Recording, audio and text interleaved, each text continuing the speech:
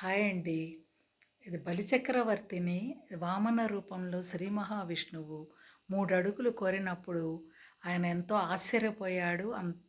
ఆయనకు మహావిష్ణువు వచ్చాడని తెలిసి కూడా అంత గొప్ప మహానుభావుడు ఆయన ముల్లోకాలను పరిపాలించే శ్రీ మహావిష్ణువే తనని కోరాడని, తనని 3 అడుగుల భూమి అడిగాడని అది తెలియగానే ఎంతో సంతోషపడ్డాడండి ఆయన. కానీ ఆనందంతో ఆయనిచ్చిన 3 అడుగుల యొక్క దీనికి నేలకి ఆయన ఆ 3 పాదాలని, ముల్లోకాలని ఆయన ఆక్రమించాడు. కానీ ఆ తర్వాత ఆయనకు బలిచక్రవర్తి యొక్క ముందు జన్మ కానీ ఆయన మొత్తము కూడా ఆయన యొక్క తరతరాలు కూడా మొత్తము భోగభాగ్యాల్లో జీవించాయి. అదే కదండీ! ఇది భగవంతుడు ఆయన ఎన్ని పరీక్షలు పెట్టినా మనం నవ్వుతూ ఓర్చుకుంటే చాలు అంతే. ఓర్చుకున్నామంటే మనకింకా సిరి సంపదలొచ్చినట్టే. నవ్వుతూ మనము భరించాలంతే.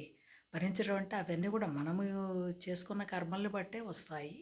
వాటిని మనం కొంచెం ఓర్చుకున్నామంటే ఆ తర్వాత అంతా ఆనందమయమే ఉంటుంది. అంతే గదా! ఏమంటారు? Thank you.